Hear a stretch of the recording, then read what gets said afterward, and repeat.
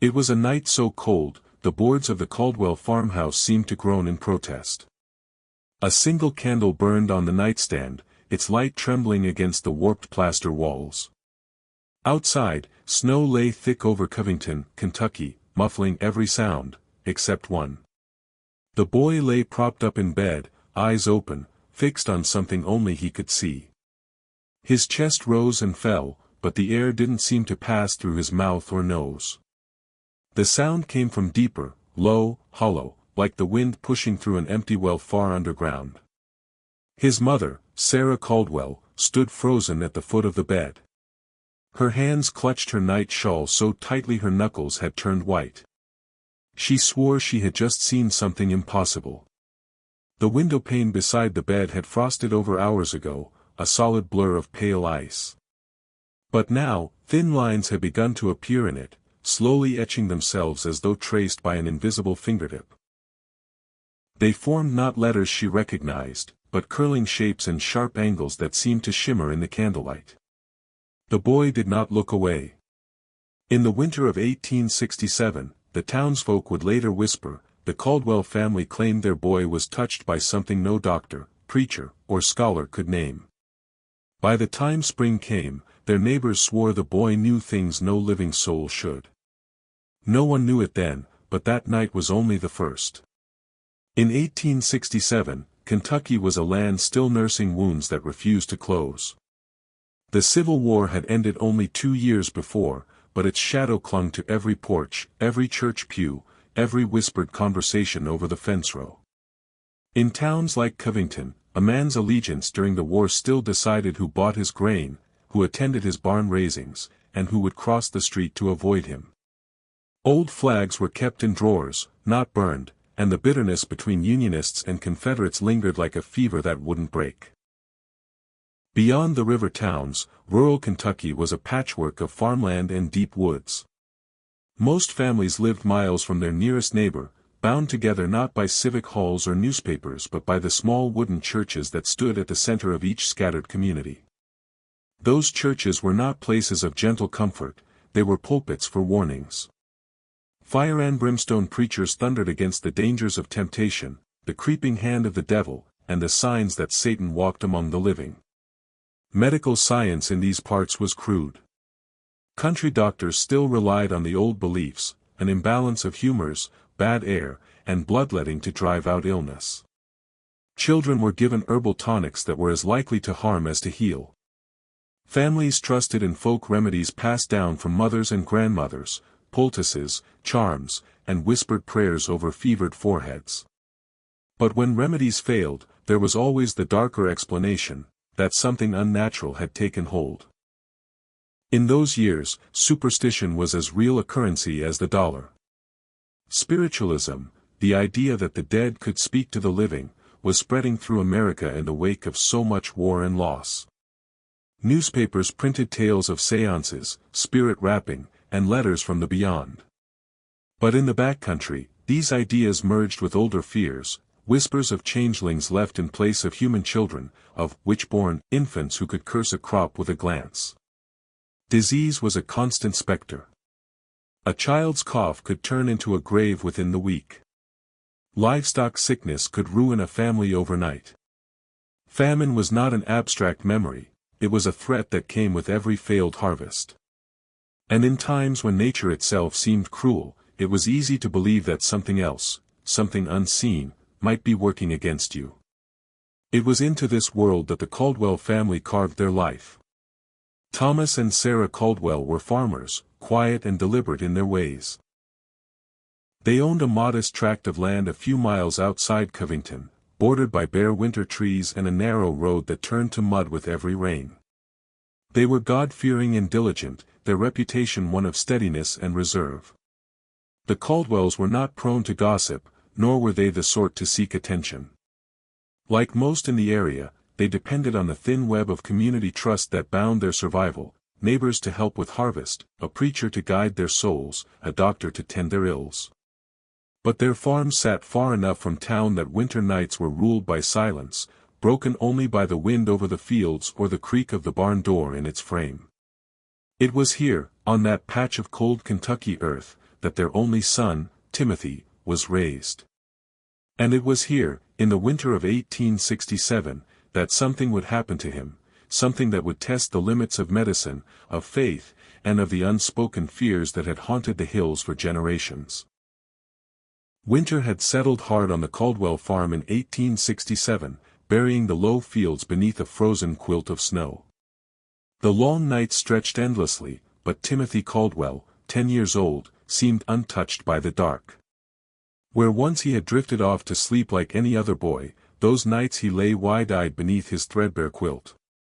His breaths came slow and steady, but no longer at the steady rhythm of a child's gentle slumber. Instead, they sounded hollow, like a wind pressing through an empty well far beneath the earth. His mother, Sarah, first noticed the change one evening when she slipped quietly into his room after hearing no sound of sleep. Timothy's eyes were open, fixed not on her but somewhere beyond, his gaze distant and unblinking.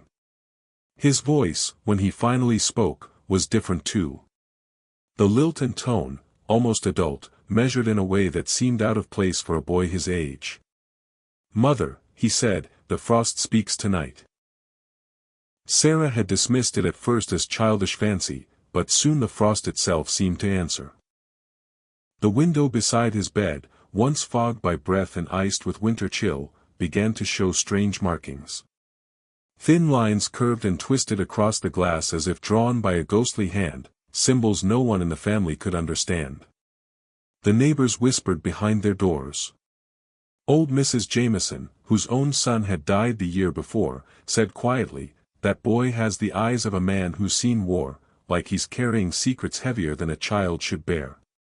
Dr. Eli Turner came to the Caldwell farm several times in the cold weeks that followed.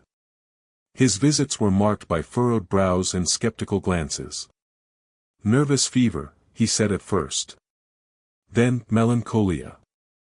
But neither diagnosis seemed to fit the boy's sharp clarity. Timothy's sleep never returned, but neither did sickness. He was pale, yes, and thin, but always calm, almost eerily so. One evening, as Turner examined the boy, Timothy murmured words that made the doctor pause. "The river will rise, swallowing the fields before the first thaw." Turner noted the warning but said nothing. No one else in the house had noticed anything unusual about the river. Yet weeks later, when early spring crept over the hills, flooding did come, catching the town unprepared. No one could say exactly when the change had begun, but it was clear, something in Timothy was no longer the boy they had known. As winter bled slowly into early spring, Timothy Caldwell's strange gifts, or curses, became impossible to ignore. Neighbors began to notice his uncanny predictions. One evening, just before dawn, Timothy warned his father, "Thomas, the black cow by the creek will not rise with the sun." The next day, the cow was found dead, eyes wide with an unspoken terror. Weeks later, he told old Mr. Harper down the road, "Beware the sharp stone by the river's bend, take no step there tomorrow." Harper ignored the warning and returned with a sprained ankle, his face pale and drawn. His predictions were not always precise but carried an eerie weight. Timothy could sit for hours, staring past the walls of the farmhouse, eyes wide and unblinking, as if watching some unseen truth. His hands, pale and trembling, often folded in his lap or clutched the worn edges of his father's notebook. Thomas Caldwell, a man of few words but steady hands, began keeping careful records. In a leather-bound notebook, he jotted down dates, events, and Timothy's odd sayings. Some pages survive in the town archives, faded and stained with age, but many have been torn out, their contents lost to time. The community's accounts of Timothy grew contradictory and fragmented. Some swore he spoke in strange tongues, ancient languages none could identify. Reverend Ezekiel Morrison, who would later come to the Caldwell home, claimed the boy recited scripture passages in Greek, though no one in the household spoke the language. Others said Timothy never spoke in words at all but simply knew things. A farmer passing the Caldwell farm at dusk said he caught the boy standing in the snow, whispering names of people and places no one in Kentucky had ever heard. No one could explain it. And no one, it seemed, wanted to understand. By late spring of 1867, the whispers surrounding Timothy Caldwell had reached the ears of Reverend Ezekiel Morrison, the stern preacher of the nearby Covington Baptist Church. Known for his fiery sermons and unshakable faith, Morrison was summoned to the Caldwell farm with urgency. His presence demanded to confront the boy's strange condition and, if needed, cast out the devil himself. The Reverend arrived on a gray morning, his heavy boots sinking into mud softened by early rains. He carried a Bible worn thin by years of use and eyes sharp as flint. At the Caldwell house, Morrison found Timothy seated near the hearth, his face pale but eyes piercing, seemingly gazing beyond the walls of the room. During the first prayer session, Morrison was taken aback. Timothy began to recite scripture, passages from the New Testament, but not in English. The words rolled off his tongue in fluid ancient Greek, each syllable perfectly pronounced. No one in the household, not even Reverend Morrison, had expected this. It was as if the boy was channeling knowledge from another world entirely. Morrison later described the moment in his diary. The child's voice was unlike any I have heard, speaking in tongues long forgotten, as if possessed by some holy spirit or unholy demon. I felt the weight of a battle unseen. That night, during a hastily arranged service in the Caldwell living room, Timothy's condition took a darker turn. As neighbors and church elders gathered to pray, the boy suddenly collapsed to the floor, his small frame shaking violently. Muttering through chattering teeth, he repeated a phrase that chilled the room, "The White River Rising, the White River Rising." No one understood what he meant. But weeks later, as spring's thaw fully arrived, the Ohio River overflowed its banks in a devastating flood. Waters tore through farmland and homes, swallowing entire roads and leaving devastation in their wake. Many recalled Timothy's words with a new terror, words that had seemed the ravings of a sick child now carried the weight of prophecy. As the floodwaters receded, so too did the community's willingness to draw near the Caldwell family. Once neighbors and friends, they now crossed the road or shuttered their windows when passing the farm. Whispers spread through Covington like wildfire, whispers of witchcraft, curses, and unnatural forces at play. Sarah Caldwell sensed the shift keenly. Where before the community had brought fresh eggs or lent a hand, now silence met her at every door. Children were hurried away when she ventured into town. Even the local grocer avoided meeting her gaze. Timothy himself seemed to shrink beneath the weight of suspicion. His once vibrant eyes grew dull, his face pale and gaunt. Yet beneath his fragile skin, a restless energy churned. He was never truly asleep, never fully at rest. His hands trembled constantly, as though trying to hold on to something slipping away. Then came the fire. One bitter cold night, the Caldwell barn burned to the ground. Flames licked hungrily at the night sky, the acrid smell of smoke lingering over the farm for days. The cause was never determined, no lightning, no accident, but neighbors quietly speculated. Some said they had seen strange lights flickering near the barn before the blaze. Others whispered that Timothy himself had been seen wandering near the barn at odd hours. When the family filed an insurance claim, the agent refused payout, citing vague, suspicious circumstances. The Caldwells were left with nothing but ash and rumors. The final recorded incident from this period came from a visiting neighbor, a man named Jacob Fields. Before leaving the farm, Timothy took his hand, his small voice steady despite the pallor of his face. "Don't go home tonight," he warned. "The road is gone." Jacob dismissed the warning, but that very night, a mudslide struck the narrow country road leading to his home, tearing it apart and isolating his family for days. The Caldwell farm had become a place marked by fear, its inhabitants trapped in a silence as deep and cold as the winter that had birthed their troubles. As the months passed, the strange events surrounding Timothy Caldwell began to defy not only explanation but the very laws of nature. Among the few surviving artifacts from the Caldwell family's turmoil are letters written by Thomas Caldwell, frantic, fragmented pages hidden away in a dusty archive, their ink faded but their meaning unmistakably chilling. In one letter, Thomas describes Timothy speaking of things far beyond his years, things no one alive could have known. He speaks of the iron bird that flies without wings, Thomas wrote, and the lights without flame that dance across the night sky. Decades would pass before the world even glimpsed machines that resembled these iron birds, and electric lights that needed no fire. Yet Timothy seemed to foresee them as clearly as if he had walked among them. More disturbing still were accounts of Timothy's breath. On rare occasions, it carried the unmistakable scent of sulfur. His health remained otherwise robust, leaving doctors baffled and neighbors uneasy. One particularly startling testimony came from Dr. Eli Turner, who swore that during an examination, Timothy's pulse stopped for nearly 2 minutes. Turner recalled watching the boy's chest rise and fall without a heartbeat, then, without warning, the pulse resumed, steady and calm. Children of the town added their own fearful stories. They said they saw Timothy walking the frozen fields at night, barefoot and silent. Where snow should have held footprints, there was nothing.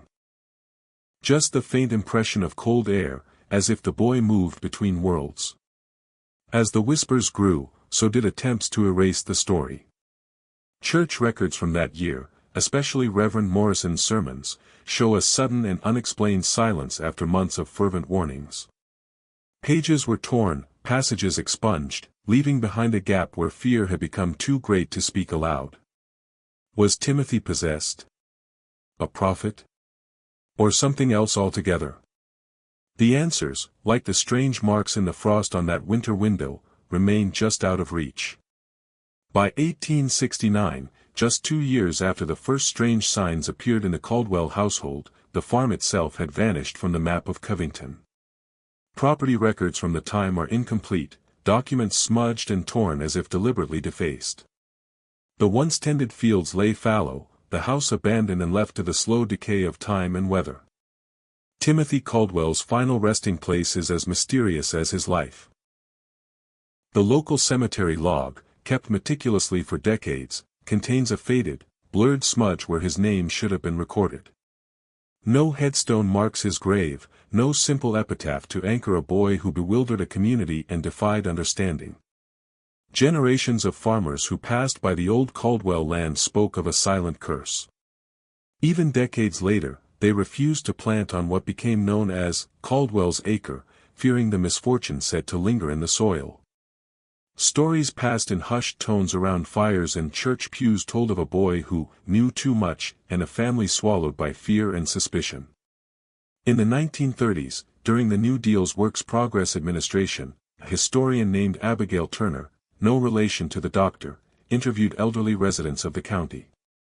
She recorded their recollections of the Caldwell boy. He was a child marked by shadows, one said, as if the world had whispered secrets in his ear that it shouldn't have.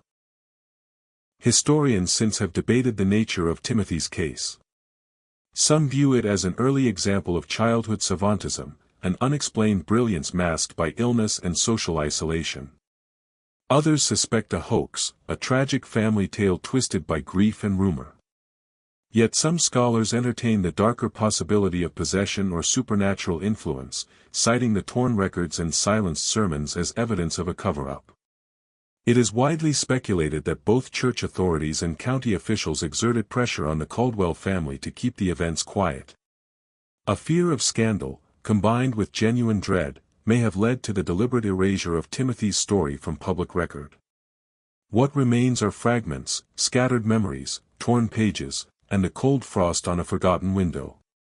The frost still creeps across cold window panes, thin fingers tracing shapes no one alive can read. Those symbols, the ones Timothy's mother saw forming in the dead of winter, remain as mysterious now as they were then, frozen messages from a time that refuses to thaw. If Timothy Caldwell truly glimpsed the future, if he spoke in tongues not of this world, what other truths did he hold deep inside? What visions passed behind those pale eyes in the long, sleepless nights? We may never know. The Caldwell farm is gone, swallowed by time and silence. The muddy road that once led to its door has been rebuilt, paved over by progress and forgetfulness. And Timothy himself? He is a boy lost to history, a ghost in the snow, a whisper in the wind. But on the coldest nights, when the river freezes solid and the world holds its breath, some say the frost returns. They say that if you look closely, you can still see the marks on the windows, words waiting, perhaps, for someone to understand.